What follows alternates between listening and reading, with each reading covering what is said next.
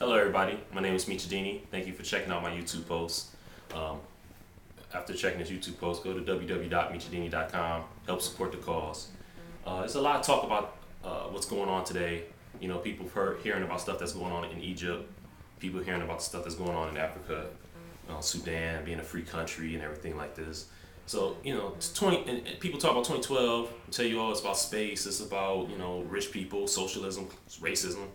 But this 2012 seems to be happening now. You know, it's more like a movement within the people, and you see all these movements of righteousness and everything, and fights and stuff, and it's from other countries. And America, we having our own. It's brewing right underneath, but soon we'll be just like Egypt and just like Africa, fighting for our rights, fighting for our freedom. Once again, like it was 1776 when we won our independence. We're gonna have to fight for our independence again, and it's not gonna be on July 4th. And I'm gonna tell you something. I'm gonna tell you why. And you know, I'm gonna go into detail here a little bit. This paper is from the Wall Street Journal, 2011, February 17th. It's Google. They talk about first thing you see on here on the marketplace, under the marketplace section, is Google and Apple. You hear so much about Google and Apple like they're straight competitors with each other, but Apple is in a total different sector of the industry than Google is. But yet they're competing with each other because Apple can do what Google do and Google can do what Apple do. And just to let you know, technology is the wave of the future and it's the wave of today. Just to let you know how much technology is the wave of the future. They talk about our booksellers, Borders, Barnes and Nobles. Borders up here having financial issues. They got to close down some of their stores. I don't know about you, but I love bookstores. I love actually having a physical book. You know, I like having a physical product in my hand. I don't really go on ebooks and stuff like that. I might go on Amazon and get the books, but you know, this is it. You know, this is how much technology is controlling our world, and we don't even see it yet. We see this though. It's here, and it's just here, and we don't even understand it. A lot of people don't even know, and I'm gonna tell you something. I work a lot in the service industry, so I get a lot of people from Canada, Europe, Australia. All of them got this credit card. Their credit card comes with a little computer chip about this size, about that size. A little computer chip right installed right inside their credit card. I haven't seen any American use that same credit card. Not even a black car in America got the little chip. That's kind of weird. I actually talked to one of the Canadian guys about it, and he was like, "Hey, I was like, hey, what do you think about this little chip inside your credit card?" He was like, "Oh, it's all right. Some people don't. Some people don't like it, you know, but it's okay, you know. It's money." That's what he said. I was like, so you know, I haven't seen Americans use it. What do you think about, you know, why haven't it came here in America?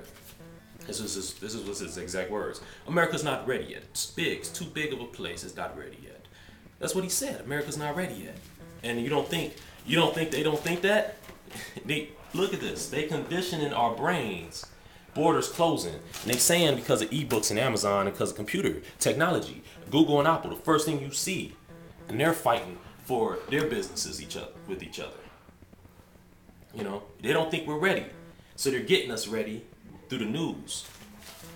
Okay? They're getting us ready. Here it is.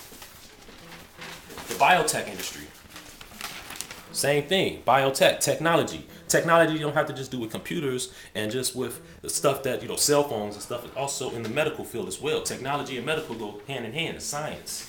Science. They're getting us ready. Because when they get this computer chip, when they spring it out on you, they might spring it out on you using, you know, the medical field to get it in you. You know, it's the same thing. It's the same exact thing. They don't think America's ready yet. They don't think we're ready. Here's IBM. IBM. They come out with a little robot called Watson. Hence, the founder of IBM, International Business Machines. IBM. They put this robot computer, on jeopardy against two humans. All right. This robot computer is supposed to be smart. They put the dictionary, the thesaurus, the encyclopedia, all in this computer. So when you ask the questions, this computer goes to scan all this information within seconds and come out with a correct answer. So that they put it on jeopardy though. They didn't have to put this robot on jeopardy for advertisement if that's what it was. They could have easily just had a commercial and said, hey, look what this robot can do, da da da. And people be like, oh wow. But they put it on Jeopardy to show us that us humans can be wrong. That us humans are not as smart as the robots and these machines. So it's okay. Think about it. Think how safe they're trying to make you think that this machine can be. But everything that seemed to be safe, when they took money off the gold and silver standard, all this laundering and criminal activity and money started coming out of nowhere. Because they took it off gold and silver standard. So whenever they come out with something and try to make it seem safe and seem as okay and fun, down the road, it could be the very demise of who we are as people. So we got to be very careful. And you know, America's so liberal, we're so liberal that it's going to be very hard for us to be careful. Understand that. Understand that. There's no conservative that's truly conservative. Not even conservatives are conservative. They go to Bohemian Grove out there in Los Angeles, San Francisco. And you know, you look this up. You look it up. Bohemian Grove. They duke each other in the booty. They're not conservatives. They just as liberal. Most gays are conservatives. And I'm not talking about gayness. I'm not trying to like attack them. But I'm just showing a point how liberal we are. And you know, we losing our morals. Family values is starting to lessen. People scared to get in relationships and commitment. You afraid of commitment. You afraid of having children.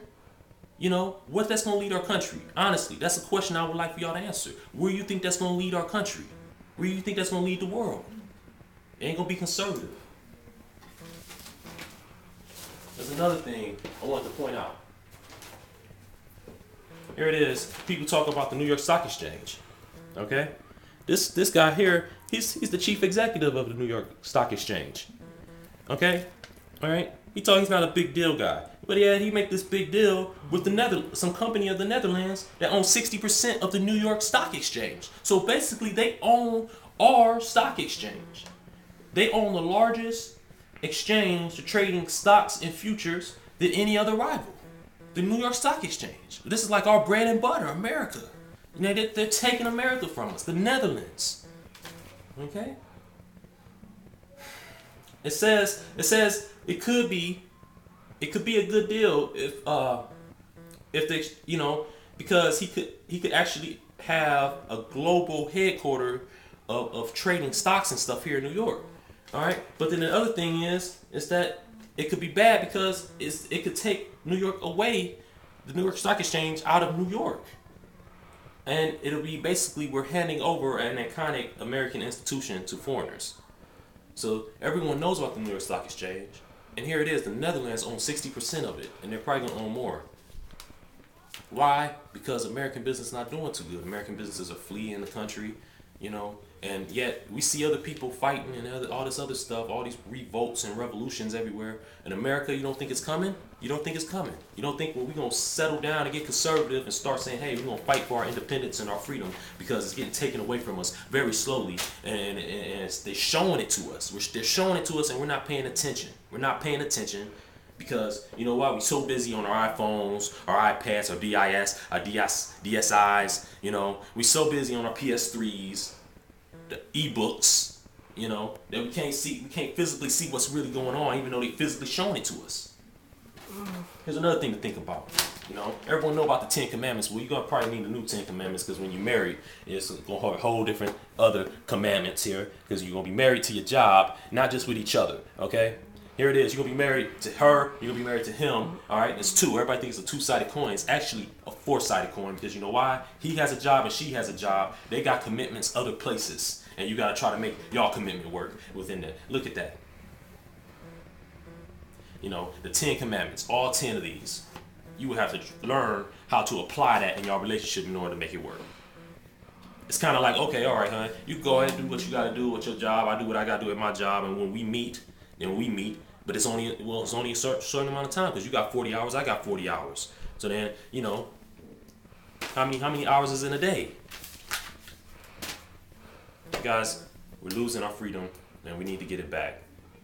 Thank you for checking it out. www.meetyourdini.com.